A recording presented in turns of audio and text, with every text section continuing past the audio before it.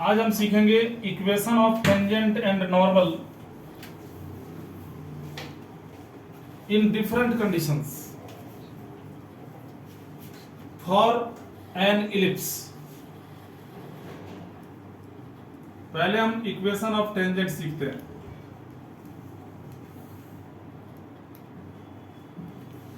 Suppose कर लो x square upon a square plus Y square upon b square is equal to 1। ये ellipse का equation हो गया। ये इलिप्स हो गया। तो सबसे पहले एक नंबर पे equation of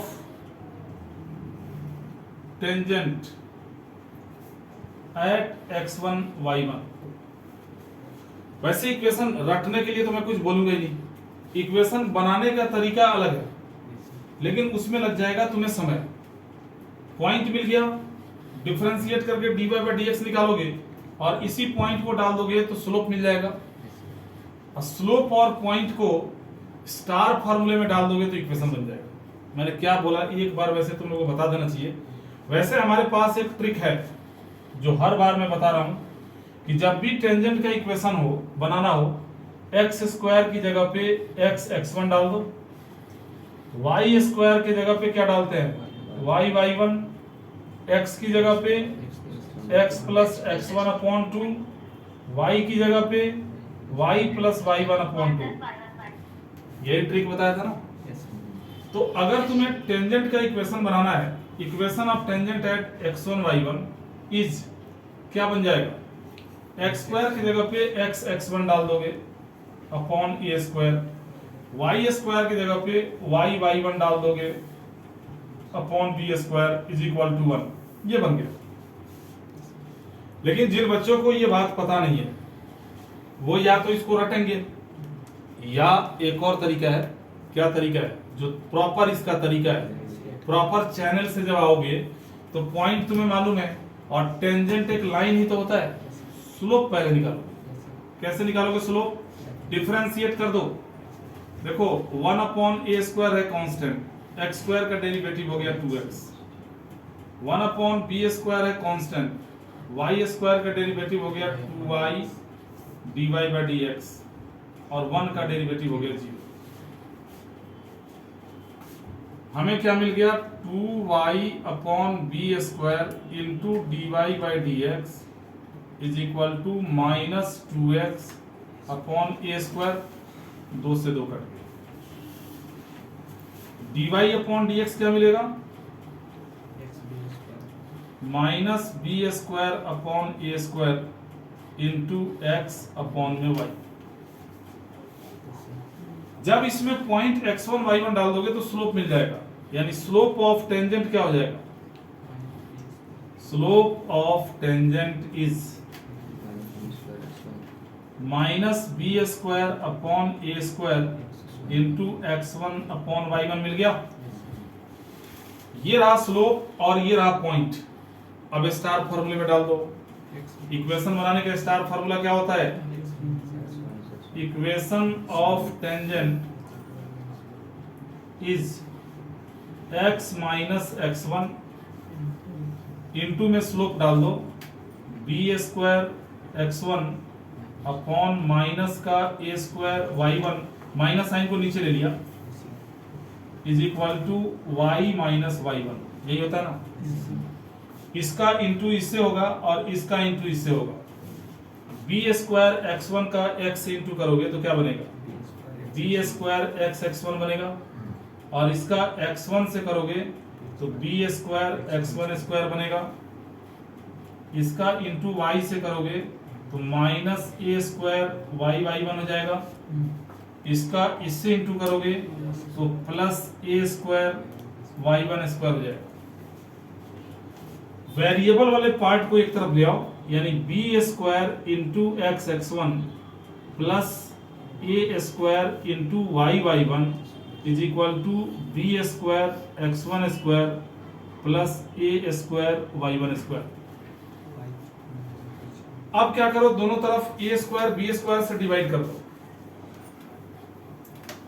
divide both sides by a square b square. जब इसके नीचे ए स्क्वायर बी स्क्वायर डालोगे तो क्या बनेगा, x x one upon a square बनेगा। इसके नीचे ए स्क्वायर बी स्क्वायर डालोगे तो y y one upon b square बनेगा, is equal to A square b square इसके नीचे डालोगे तो x one square upon a square plus y one square upon b square, यही बनेगा ना। अब बताओ, हमने तो आपको बताया कि टेंजेंट का इक्वेशन ये होगा, ये तो कुछ और ही आ रहा है। इसकी जगह पे तो 1 आना चाहिए ना, इतना क्यों आ रहा है? तो एक चीज सोचो जरा, ये जो x1 y1 पॉइंट है इसी पैराबोला के ऊपर है, तो पैराबोला को सेटिस्फाई करेगा, सॉरी पैराबोला बोल रहा हूं, इलिप्स के ऊपर है। x1 y1 is on ellipse, ellipse के ऊपर है, इसलिए इलिप्स को सेटिस्फाई जब करेगा, x की जगह पे x1 और y की जगह पे y1 डाल दोगे तो क्या मिलेगा, x1 square upon a square plus y1 square upon b square is equal to 1 मिलेगा कि नहीं। तो ये जो x1 square upon a square plus y1 square upon b square दिख रहा है, इसकी वैल्यू तो 1 हो गई, यानी तुम्हें क्या मिल गया, तुम्हें मिल गया x x1 upon a square plus y y1 upon b square is equal to 1। ये बन गया टेंजेंट का इक्वेशन। ये तो हमने ट्रिक से एक लाइन में निकाल दिया था, और अगर ट्रिक पता नहीं है तो इतना लंबा चौड़ा इतिहास रखना पड़ेगा, तब जाके इक्वेशन ऑफ टेंजेंट बना पाओगे, या तुम्हें याद करना पड़ेगा इसको। यहां तक क्लियर है? आगे बढ़े। इसको मैं मिटाऊंगा, इसलिए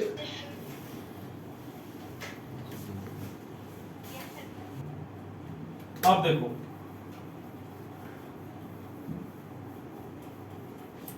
इलिप्स का जो पैरामेट्रिक फॉर्म होता है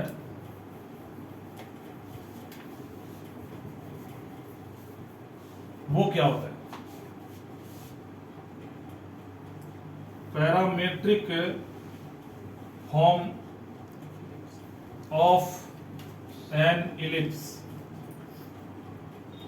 इलिप्स का पैरामेट्रिक फॉर्म होता है x is equal to a cos theta, y is equal to b sine theta.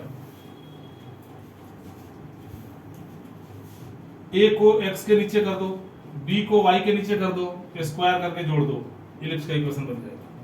ये पैरामेट्रिक फॉर्म हो गया। तो आर्बिट्ररी पॉइंट क्या होगा, arbitrary point on ellipse,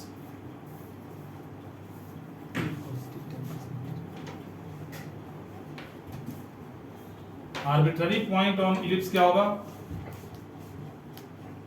A cos theta b sine theta. Theta को यहां पे क्या बोलते हैं, ऑक्सिलियरी एंगल। थीटा क्या है,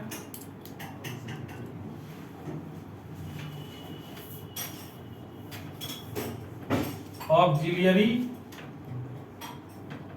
मतलब ये ऐसा पॉइंट है इसमें थीटा चेंज होता रहेगा और ये इलिप्स के ऊपर घूमता रहेगा, इलिप्टिकल जो पाथ होगा उसके ऊपर कहीं भी इसको अज्यूम कर सकते हो। अब दूसरे नंबर में हम ये जानने की कोशिश करेंगे, equation of tangent, equation of tangent at a cos theta b sine theta. इस पॉइंट पे टेंजेंट का इक्वेशन क्या होगा, कुछ नहीं करना, जो आपने ये इक्वेशन बना रहा है, x1 की जगह पे a cos थीटा डाल दो, y1 की जगह पे b sin थीटा डाल दो। ये जो इक्वेशन बना रखा है इसमें, तो क्या बनेगा, x इंटू x1 की जगह पे a cos theta upon a square, y into y1 की जगह पे b sin theta upon b square is equal to 1। या ये क्या बन जाएगा, एक ये कट जाएगा, x cos theta upon e plus y sin theta upon b is equal to 1। Sir, हाँ बोलो सर ऑक्सिलरी एंगल क्या होता है, एक बार बता दें। अरे ये जो थीटा होगा, मान लो कोई तुम इलिप्स बनाते, इलिप्स ये तुम्हारा हो गया, सुनते रहो ध्यान से। इसके अगर ये इलिप्स है x square upon a square plus Y square upon b square is equal to 1, तो इसका मेजर एक्सिस कितना होगा? मेजर एक्सिस क्या होगा? 2a। मेजर एक्सिस को अगर आप डायमीटर मान के एक सर्कल ड्रॉ करते हो, मेजर एक्सिस ये रहा 2a, इसको अगर डायमीटर मान के एक सर्कल ड्रॉ करते हो, वो सर्कल ऐसे बनेगा।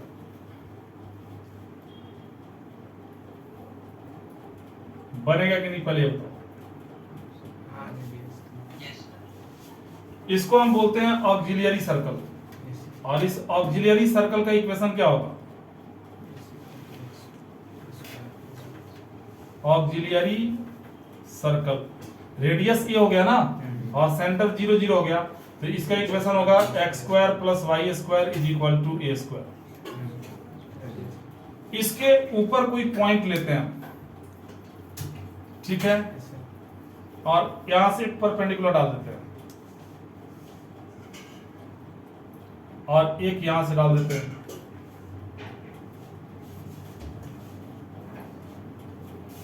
यहां से यहां तक का डिस्टेंस क्या होगा? ये होगा।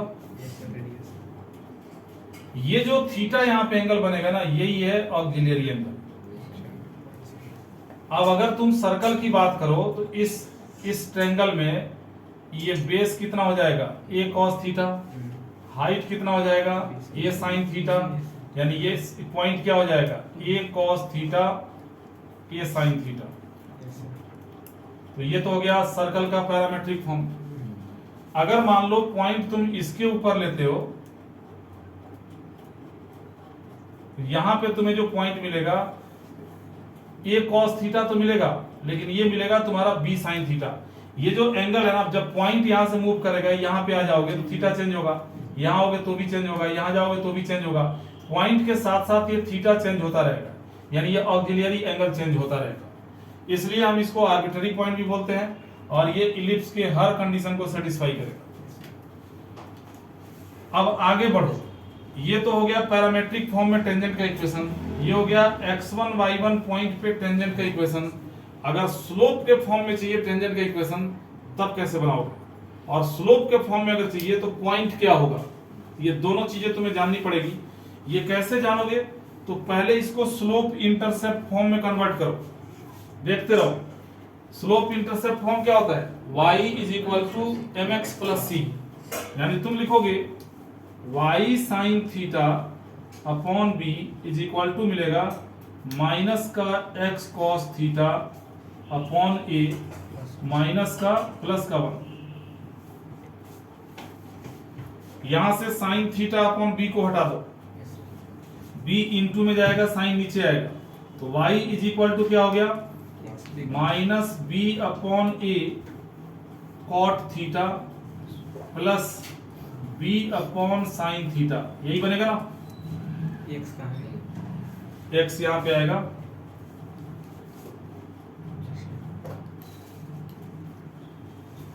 अब अगर इसको y is equal to M x plus c से कंपेयर करोगे तो स्लोप m क्या हो जाएगा? m हो जाएगा माइनस का b upon a into cot theta.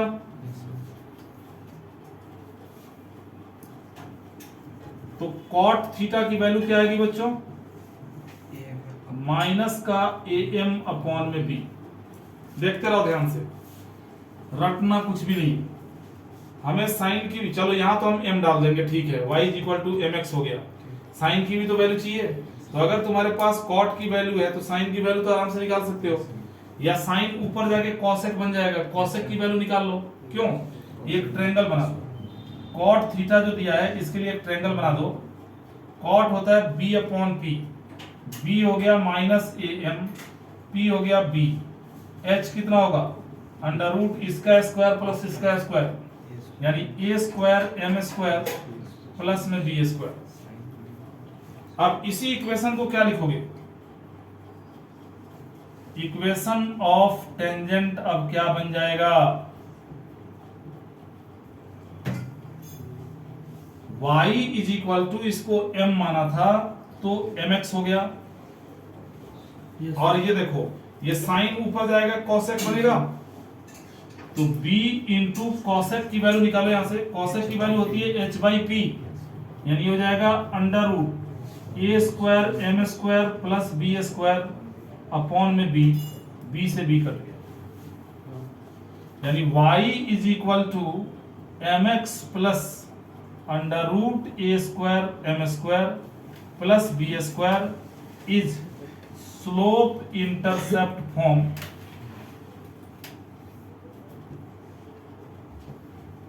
Slope intercept form, ये तुम्हें ध्यान में रखना पड़ेगा। अब बताओ कोई भी लाइन अगर दिया हो तो वो टेंजेंट कब होगा? A line y is equal to mx plus c will be the tangent of x square upon a square plus y square upon b square is equal to 1 if, कब होगा बताओ? c इक्वल होगा under root a square m square plus b square के, या c square is equal to हो a square m square plus b square. ये condition for tangency बन गया। ऐसे क्वेश्चंस पैराबोला में थे कि नहीं? c इज इक्वल टू हम लेते थे ना minus 2am minus am cube, याद आ रहा है? तो यहाँ इलिप्स में क्या करेंगे? c square is equal to am square plus b square लिए जाएंगे। कैसे बना तुम्हारे सामने है सब कुछ। अब एक चीज का ध्यान रखना, ये इलिप्स जो देख रहे हो इसका सेंटर 0 0 पे, अगर सेंटर 0 0 पे ना हो, सेंटर इसका शिफ्ट हो गया किसी और पॉइंट पे, mn पॉइंट, m तो इसमें है, pq पॉइंट पे शिफ्ट हो गया, तो इलिप्स का इक्वेशन क्या होगा? सेंटर शिफ्ट हो गया कहां पे? शिफ्टेड एट pq, pq पे जब शिफ्ट होगा देन इलिप्स क्या होगा? Ellipse will be x minus p का whole square upon a square plus y minus q का whole square upon b square is equal to 1। तो अभी देखो तुम्हारे इलिप्स के इक्वेशन में x स्क्वायर y स्क्वायर दो ही दिख रहा है। अगर x स्क्वायर भी हो, y स्क्वायर भी हो, x भी हो, y भी हो, तो हम कंप्लीटिंग स्क्वायर, परफेक्ट स्क्वायर बना के पहले इस फॉर्म में लाते हैं। याद करो जो पैराबोला पढ़ाया था, कैपिटल x हो जाएगा x minus P, capital Y हो जाएगा y माइनस क्यू, और जो पार्ट निकालना चाहोगे आराम से निकल जाएगा। ए बी के ऊपर कोई इफेक्ट नहीं पड़ेगा। और अगर तुम्हारा इलिप्स इस फॉर्म में दिया है तो इस इक्वेशन के ऊपर क्या फर्क पड़ेगा? तो y के जगह पे आ जाएगा y माइनस क्यू, और x की जगह पे आ जाएगा x माइनस पी। बाकी ये जो c का वैल्यू है इस पे कोई फर्क नहीं पड़ेगा, ये कांस्टेंट रहेगा। तो किसी भी टाइप का पैराबोला हो, कंडीशन फॉर टेंजेंसी हमेशा यही होगा। बच्चों समझ में आ गई बात? इसका जिस प्रकार आपने देखा था कि पैराबोला में किसी एक पॉइंट से मैक्सिमम 3 नॉर्मल्स ड्रॉ किए जा सकते हैं, 3 नॉर्मल्स ड्रॉ किए जा सकते हैं, ठीक वैसे ही इलिप्स में किसी एक पॉइंट से मैक्सिमम 4 नॉर्मल्स ड्रॉ किए जा सकते हैं। टेंजेंट तो 2 ही ड्रॉ होगा, लेकिन नॉर्मल्स 4 ड्रॉ हो सकते हैं बाहर किसी भी पॉइंट से। इसका मीनिंग क्या होता है? जैसे मान लो कोई इलिप्स दे दिया, अब बाहर कोई पॉइंट है, यहां से एक नॉर्मल तुमने ये ड्रॉ किया, यहां एक टेंजेंट होगा जो इसके साथ परपेंडिकुलर बना लेगा, ठीक एक नॉर्मल इधर ड्रॉ कर लोगे, यहां पे एक टेंजेंट होगा, ये परपेंडिकुलर बना लेगा, और एक नॉर्मल तुम यहां ड्रॉ कर सकते हो, देखो हो जाएगा ना परपेंडिकुलर। ये देखना, ये टेंजेंट अगर हो गया, और एक और नॉर्मल जैसे इस ढलान पे तुम कर सकते हो, तो इस ढलान पे भी एक और नॉर्मल ड्रॉ किया जा सकता है। यानी किसी एक पॉइंट से मैक्सिमम 4 नॉर्मल्स ड्रॉ किए जा सकते हैं। वो डिपेंड करता है कि पॉइंट कहां लिया गया। इक्वेशन ऑफ नॉर्मल क्या होगा? नॉर्मल का इक्वेशन, टेंजेंट का इक्वेशन तुमने बना दिया, और जिस पॉइंट से टेंजेंट पास करेगा उसी पॉइंट से नॉर्मल भी पास करेगा। अभी eight x1 y1 equation of tangent क्या था?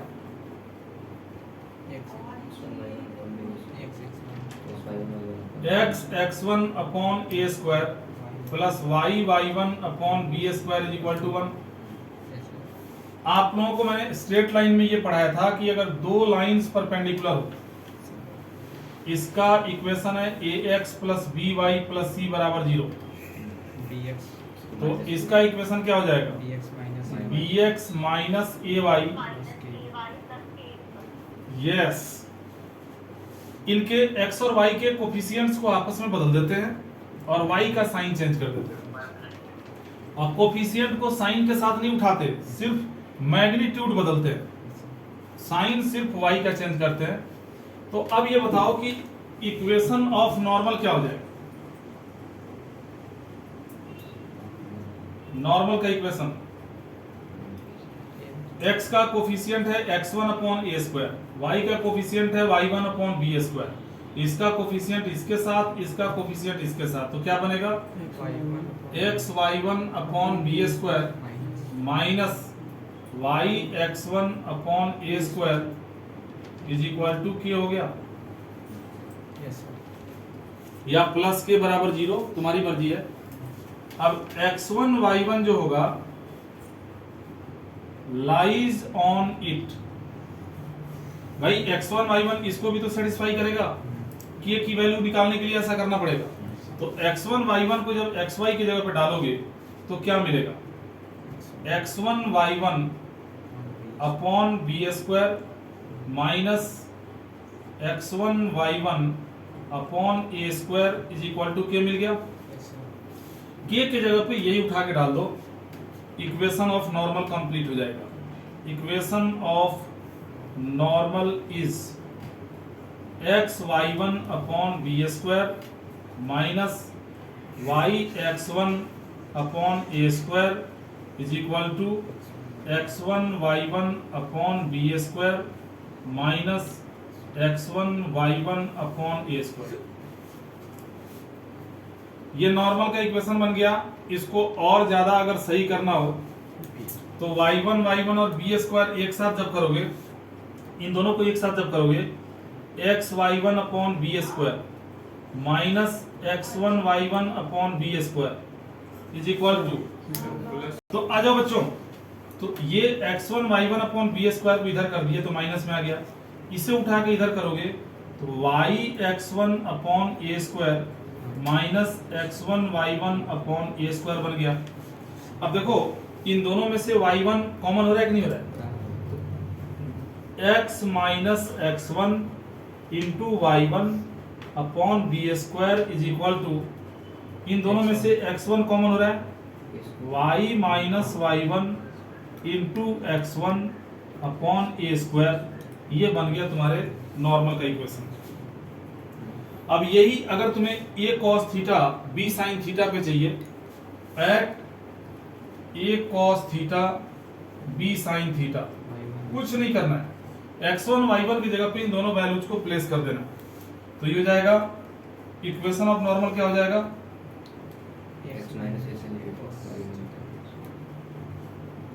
x माइनस x1 हो गया a cos थीटा इंटू में y1 हो गया b sin थीटा अपॉन में हो गया b square is equal to y minus y1 क्या हो गया? b sin थीटा इंटू में a cos थीटा अपॉन में हो गया a स्क्वायर। एक b कट गया, एक a कट गया, जो बच गया उसको एज इट इज छोड़ दो ऐसे ही, या तुम लिखोगे x minus a cos theta into sine theta upon में b is equal to y minus b sine theta into cos theta upon में a। आगे बढ़ोगे तो बहुत छोटा सा इक्वेशन मिल जाएगा, लेकिन उसके लिए क्या करना पड़ेगा? Cross multiplication. a को यहां लाओगे, a साइन थीटा से x का इंटू करोगे तो a साइन थीटा इंटू में x हो जाएगा, into a square sine theta cos theta और बी कॉस करोगे b cos theta 2y minus का साइन थीटा कॉस थीटा, यानी फाइनली आपको मिलेगा x into a sin theta plus y into b cos theta is equal to a square minus b square sine theta cos theta. अरे ये plus में जाएगा इधर minus में ये जाएगा प्लस कॉस थीटा कॉमन और तो तुम्हें फाइनल क्या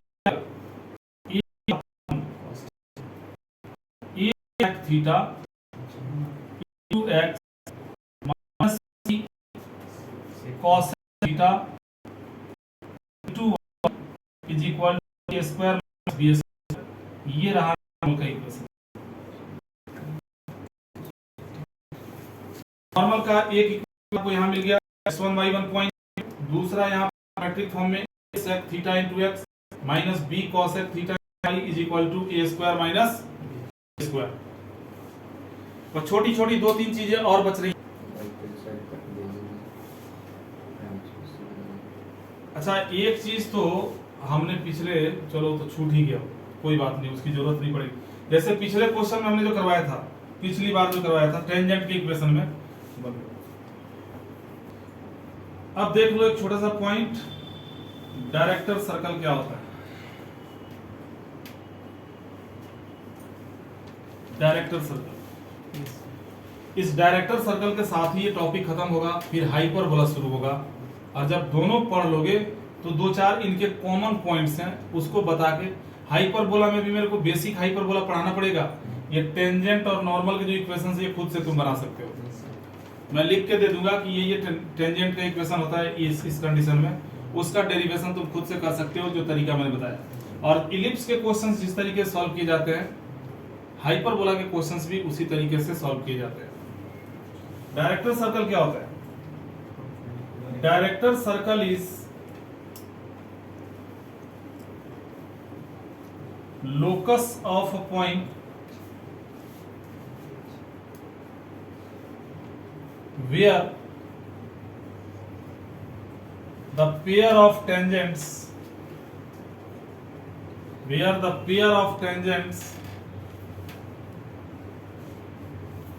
cuts orthogonally. Pair of tangents cuts orthogonally, मतलब जैसे ये इलिप्स हो गया,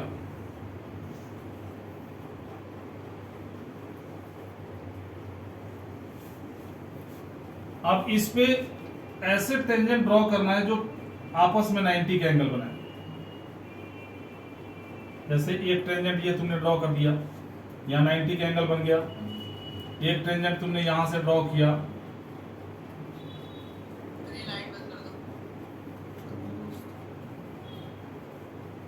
देखो यहाँ 90 का एंगल बन गया। ऐसे करके बहुत सारे ट्रायंगल्स बनेंगे, ये टेंजेंट्स बनेंगे जो आपस में ऑर्थोगोनल होंगे। और जिस पॉइंट पे ये ऑर्थोगोनल होंगे ना, उससे जो पाथ बनेगा वो एक सर्कल बनेगा। इससे जो पाथ बनेगा ये एक सर्कल बनेगा। इस ऐसा सर्कल बनेगा जिसके किसी भी पॉइंट से तुम टेंजेंट अगर ड्रॉ करते हो तो परपेंडिकुलर ही होगा। ऐसा सर्कल बनेगा जिसके किसी भी पॉइंट से अगर तुम पेयर ऑफ टेंजेंट ड्रॉ करोगे इस इलिप्स के ऊपर तो आपस में परपेंडिकुलर होगा। ऐसे सर्कल को, ऐसे ही सर्कल को हम बोलते हैं डायरेक्टर सर्कल। डायरेक्टर, और जो डायरेक्टर सर्कल होता है इसका इक्वेशन होता है x square plus Y square is equal to A square plus B square. अब देखो, अब ये तुम अगर जान गए, अब छोटा मोटा कोई क्वेश्चन आएगा आराम से कर दोगे। क्वेश्चन कैसा बन सकता है, ध्यान से देखो, होगा बिल्कुल छोटा, लेकिन जो बच्चा कंसेप्ट नहीं जानता वो नहीं कर पाएगा। क्वेश्चन दे देगा find the locus find the locus of a point from which the perpendicular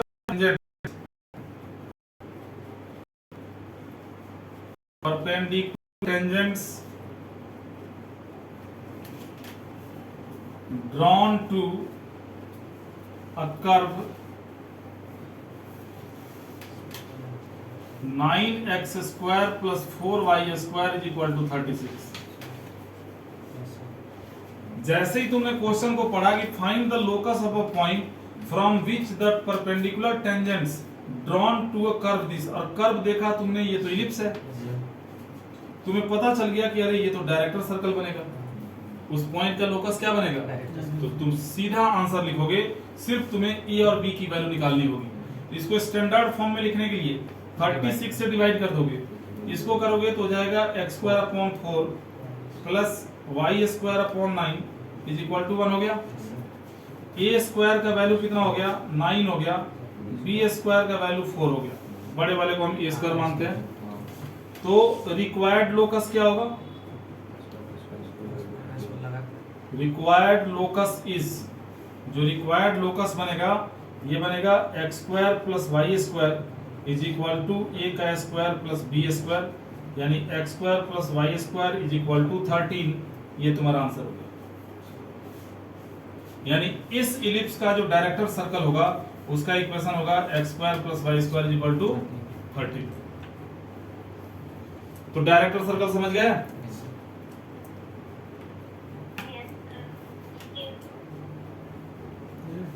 अब इसके साथ ही इलिप्स टॉपिक हमारा खत्म हो गया।